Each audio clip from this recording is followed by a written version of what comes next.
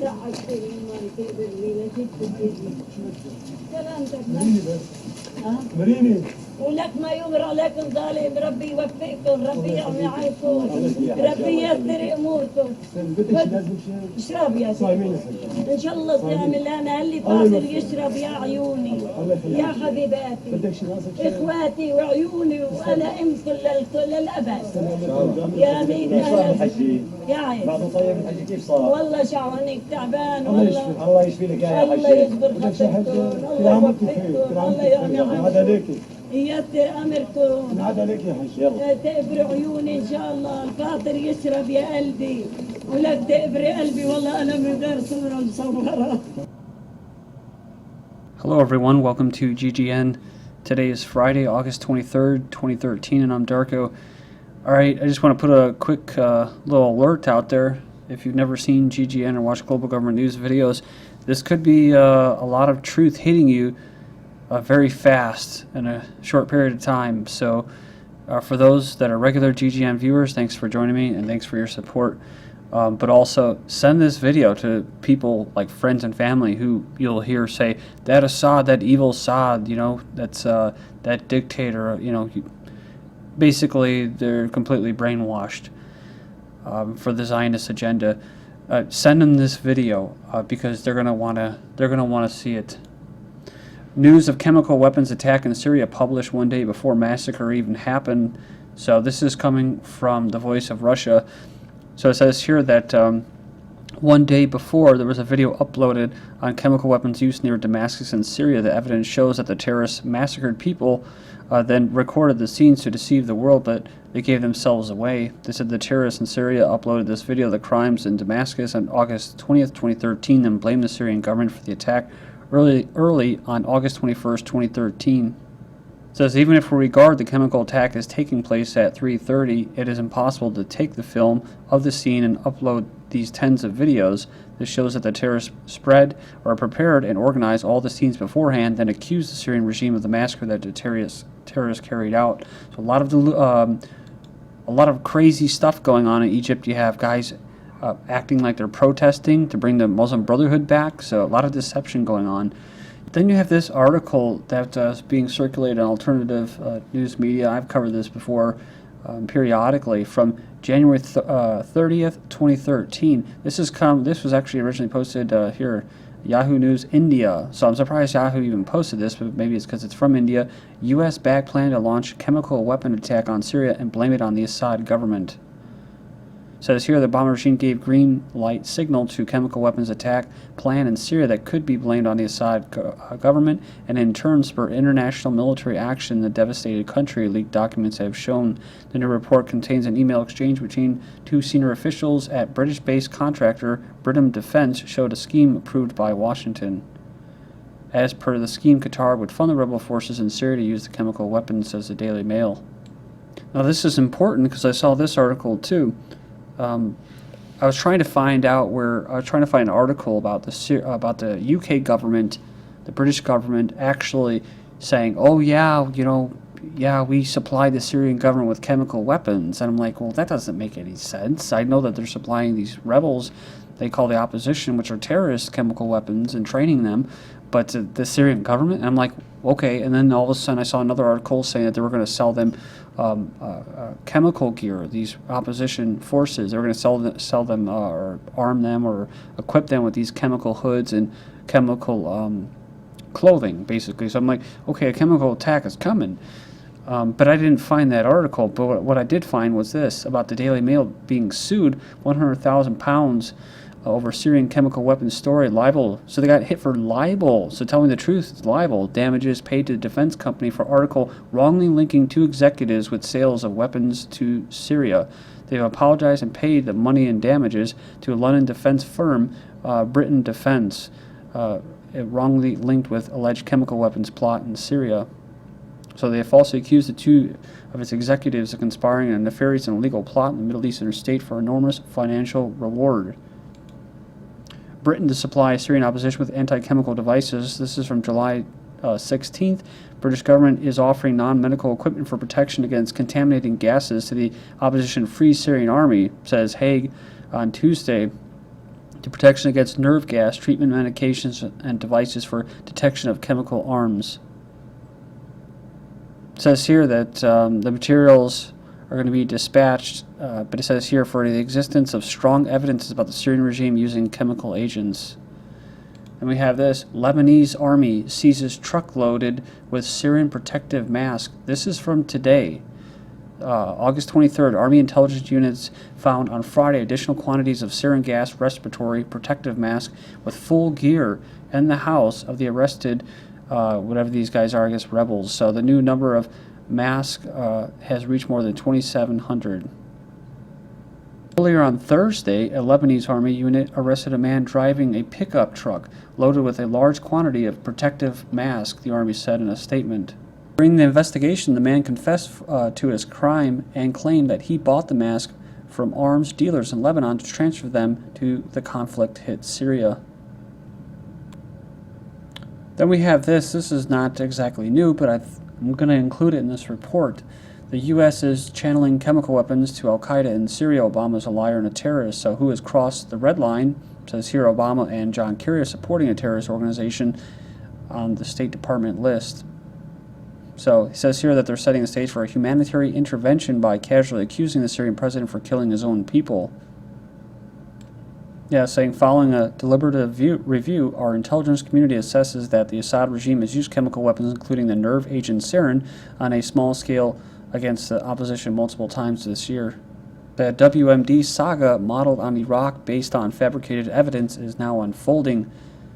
Coming from the White House, Obama has given notice to Assad of enormous consequences for having crossed the red line by allegedly using chemical weapons. So this is the same kind of red line, ticking bomb, cartoonish picture or anagram that was presented to the United Nations by Zionist Israel's Netanyahu, right? So we know this is basically the U.S. being pushed by Israel, but U.S. has their own interests as far as natural gas pipelines flowing into Europe instead of Gazprom from Russia. We'll get into that. U.S. defense contractors training Syrian rebels to handle chemical weapons. The U.S. funding training supposedly aimed at teaching rebels to secure chemical weapons stockpile. Remember, if the Assad government uses them, that's crossing the red line. If the rebels use them, that's crossing a red line. If the Assad government just moves them away so they don't get in the hands of the rebels, that's crossing the red line. So you see how many options they leave the Syrian people. This is from last December 2012. This is what we've been covering at GGN. So it's all building up now. According to CNN, the European allies, the U.S. are using defense contractors to train Syrian rebels on how to secure chemical weapons stockpiles in Syria, according to a senior U.S. official and several senior diplomats. The training that's being funded by the U.S. is basically going on inside Syria as well as neighboring Turkey and Jordan. Involves how to monitor and secure stockpiles and handle weapon sites and materials. Remember this: Syrian army seizes sarin cylinders from militants in Hama. This was from June 2nd of this year. They seized 2 cylinders of the nerve agent sarin during an operation in the city of Hama.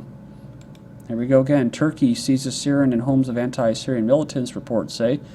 Turkish security forces confiscated 2 kilograms of the nerve agent sarin after raiding the homes of militants that are being funded by the United States taxpayers from the terrorist al-Nusra Front. You're funding al-Qaeda to carry these out these atrocities that are happening. They show you little pictures of little children and civilians in that basically, in the hospital and coughing, or these numbers about them being dead.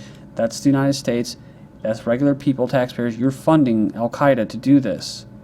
So you need to stand up and start speaking your mind that this is wrong. Russia says militant sites in Damascus' eastern suburbs launched chemical attack. Foreign Ministry of Russia said that the militant sites in Damascus' eastern suburbs launched the chemical rocket.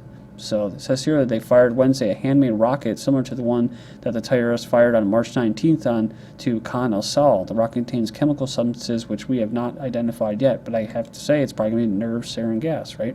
They also said the immediate fierce propaganda against the Syrian government asserts that there is a pre-planned provocation action going on.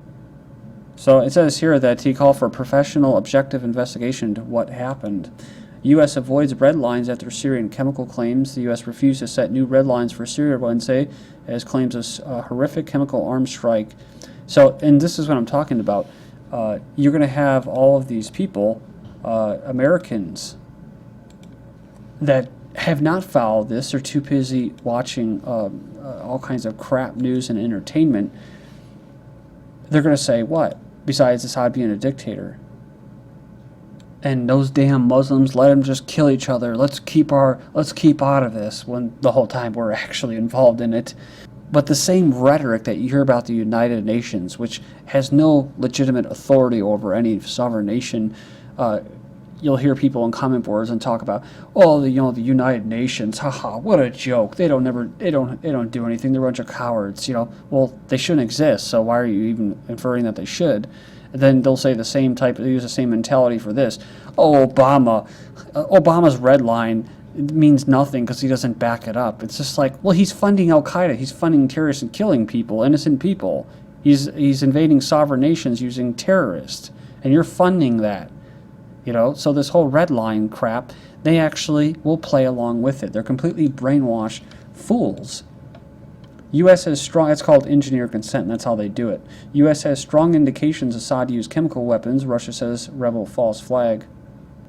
They said here that it was clearly by the government, says a senior administration official. But they said here they want to get all the facts and determine what steps they need to be taken.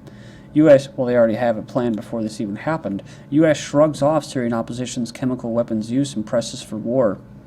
They continue to press for war against Syria yesterday, dismissing UN investigator's statement that Western-backed opposition forces, not the Syrian government, had used chemical weapons.